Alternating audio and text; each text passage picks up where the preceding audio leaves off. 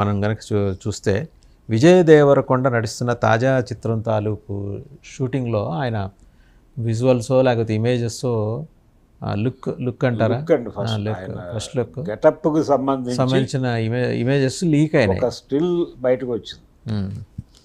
అయితే ఇది శ్రీలంకలో జరుగుతోంది షూటు. గౌతమ్ తెన్ననూరి డైరెక్షన్లో జరుగుతుంది. సితారా ఎంటర్టైన్మెంట్స్ వాళ్ళ సినిమా ఇది. దాంట్లో ఆయన గూఢచారి క్యారెక్టర్ చేస్తున్నాడు అనేది అందరికీ తెలిసిన విషయమే.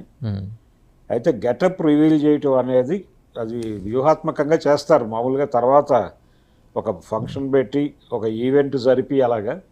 కానీ ఈ మధ్యకాలంలో చాలా సినిమాలకు సంబంధించి లీకుల ద్వారానే ప్రమోషన్ నడుపుతున్నారు.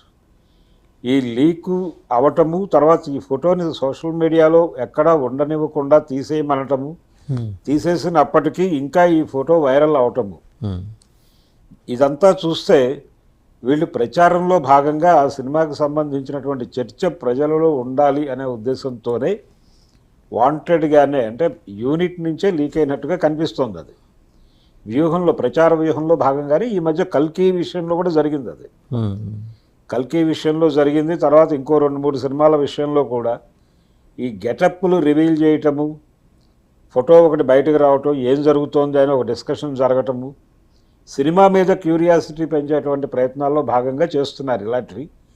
యూనిట్ నుంచి లీక్ అయింది అంటే ఇది ఆ సినిమా దర్శకుడికి కానీ నిర్మాతలకి కానీ తెలియకుండా జరిగింది అనుకోవడానికి ఆస్కారం లేదండి. రకరకాల పద్ధతులు అటెన్షన్ గ్రాప్ చేసేటువంటి ప్రయత్నాల్లో భాగంగా ఇలాంటివి జరుగుతున్నాయి. అయితే విజయ్ దేవరకొండ పరిస్థితి ఏంటంటే, ఒక విజయం కావాలి అతనికి, క్యాపబుల్ హీరో, సత్తా ఉన్నటువంటి నటుడు, ఎందుకు సక్సెస్ఫుల్ రావడం లేదు అని అభిమానులు ఆందోళన పడుతున్నటువంటి పరిస్థితి. ఆయన సబ్జెక్టుల సెలక్షన్లో చాలా గందరగోళానికి గురవుతున్నాడు. అలాగే సినిమా ఆయన మొదట్లో తీసుకున్నటువంటి కేర్ ఏదైతే ఉందో తర్వాత పక్కదారి పట్టింది. ఒక ఇమేజ్ చట్రంలోకి ఏమైనా వెళ్ళిపోయాడు ఆయన. కొత్త తరహా కథలతో మొదట ఆయన తన్ని తాను ప్రమోట్ చేసుకున్నాడు. అది పెళ్లి చూపులు కావచ్చు, అర్జున్ రెడ్డి కావచ్చు. ఆ తర్వాత నుంచి ఆయన డౌన్ఫాల్ మొదలైంది. గీత గోవిందం తర్వాత నుంచి ఈ రోజుకి ఆయన రివ్యూ చేసుకుంటున్నారా లేదా అనేది గందరగోళమే. చివరికి మొన్న వచ్చినటువంటి ఫ్యామిలీ స్టార్ కూడా ఇబ్బంది పెట్టింది, వసూళ్ల పరంగానూ ఇబ్బంది పెట్టింది. అలాగే ఇతర అంశాలు కూడా ఆయన ఇమేజ్ని కూడా డ్యామేజ్ చేసింది ఆ సినిమా. ఈ మొత్తం నష్టాల నుంచి బయటపడటం కోసం ఈ ప్రాజెక్టు మీద కేంద్రీకరించి ఉన్నాడు ఆయన. ఇది చాలా అవసరమైనటువంటి ప్రాజెక్టు. నిజానికి ఆయన నటుడిగా విజయ్ దేవరకొండ ప్రూవ్డ్. అయితే సబ్జెక్టుల ఎంపికలోను, దర్శకుల ఎంపికలోను ఒక గందరగోళానికి గురవుతున్నాడు ఆయన. ఈ సినిమా ద్వారా ఇప్పుడు సితారా ఎంటర్టైన్మెంట్స్ మీద ఈ గౌతమ్ తెన్ననూరి డైరెక్షన్లో వస్తున్నట్టు సెన్సిబుల్ డైరెక్టర్గా అతనికి ఒక ఇమేజ్ ఉంది. జెర్సీ లాంటి ఒక కూల్ హిట్ సినిమా ఇచ్చున్నాడు ఆయన. డెఫినెట్గా ఈ సినిమా ఒక సక్సెస్ని ఇస్తుంది విజయ్ దేవరకొండకి. అలాగే ఆయన అభిమానుల ఆకలి తీరుస్తుంది అనేటువంటి అభిప్రాయం అయితే ఉంది. ఈ లీకేజీలు కేవలం వాళ్ళు వాంటెడ్గా చేస్తున్నటువంటి లీకేజీలు కానీ భావించాల్సి ఉంటుందండి. ఎందుకంటే తీసేసామని చెప్తున్నారు కానీ ఇప్పటికీ ఆ ఫోటో వైరల్ అవుతోంది, ఇప్పటికీ ప్రమోట్ అవుతోంది రకరకాల మాధ్యమాల్లో. దీన్ని చూస్తే ఏదో వాంటెడ్గా జరుగుతున్నటువంటి వ్యవహారంగానే ఈ మధ్య ప్రచారానికి ఈవెంట్లు ఏవి చేయట్లేదు. కల్కికి అమరావతిలో ఏదో పెద్ద ఈవెంట్ చేస్తామని చెప్పారు, అది జరగల. బాంబేలో ఒక ఈవెంట్ చేశారు, అంతే. గతంలో ఈవెంట్ల కల్చర్ ఉండేది. ఇప్పుడు లీకేజీలు అలాగే గెటప్లు రివీల్ చేయటం లాంటి యాక్టివిటీస్ జరుగుతున్నాయి తప్ప ఈవెంట్స్ జోలికి వెళ్ళటం లేదు ప్రొడ్యూసర్లు. అందులో భాగంగా ప్రమోషనల్ యాక్టివిటీ అని చూడాలి. అలాగే విశాఖ శారదాపీఠం స్వామి స్వరూపానంద మఠం పేరుతో జగన్మోహన్ రెడ్డి గారి దగ్గర భూములు రాయించుకున్నారనే వివాదాన్ని జనసేన తెర మీదకి తీసుకొచ్చింది తాజాగా. సరే, ఆయనైతే చాతుర్మాస దీక్ష కోసం అని చెప్పి రిషికేశ్ వెళ్ళిపోయారు.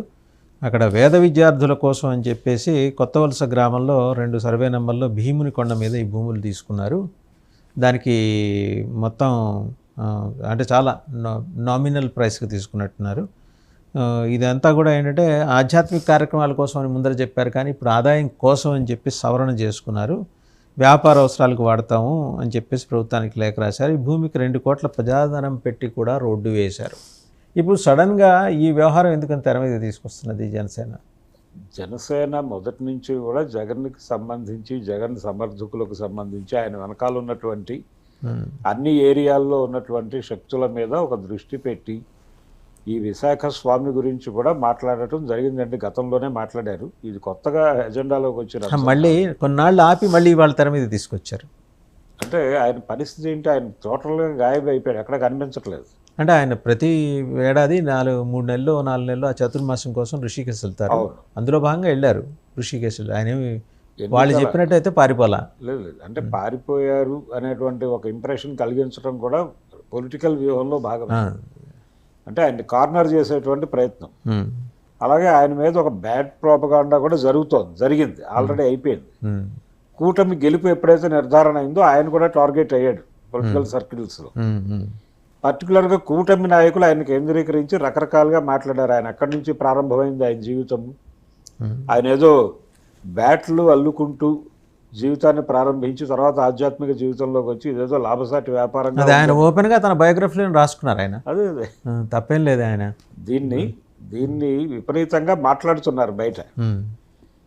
ఈ మాట్లాడేటువంటి క్రమంలో ఎక్కువ మాట్లాడింది కూటమి నాయకులే.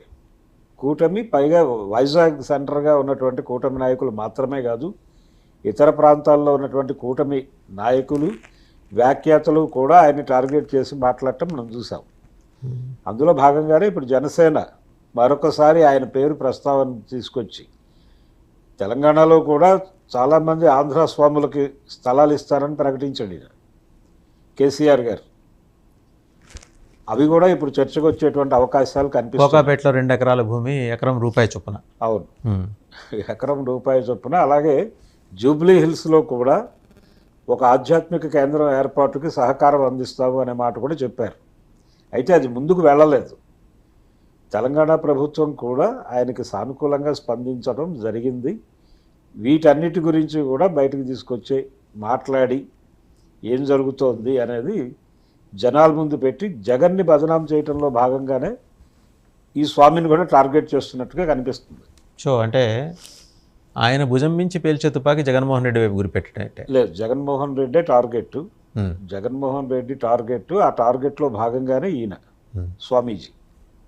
అంటే ఇటు నుంచి తెలంగాణలో పెట్టిన తుపాకి అది కేసీఆర్ని టార్గెట్ చేస్తూ కేసీఆర్ని టార్గెట్ చేస్తారండి. ఈ భూములు కూడా ఆయన చాలామందికి కేటాయింపులు జరుపుతారని చెప్పారు. ఒక ఆధ్యాత్మిక నగరాన్ని ఎస్టాబ్లిష్ చేస్తాను శివార్లలో అని కూడా మాట్లాడాడు ఒక దశలో కేసీఆర్ గారు, మొదటిసారి ముఖ్యమంత్రి అయిన కొత్తలో.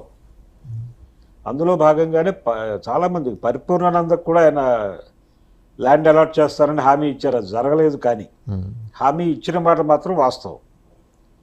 ఈయనకైతే జూబ్లీ హిల్స్లోనూ అలాగే కోకాపేటలో కూడా కేటాయింపులు జరుపుతానని సీరియస్గానే ప్రామిస్ చేశాడు. ఇవన్నీ కూడా ఇప్పుడు తవ్వి బయటకు తీస్తారు. రైట్.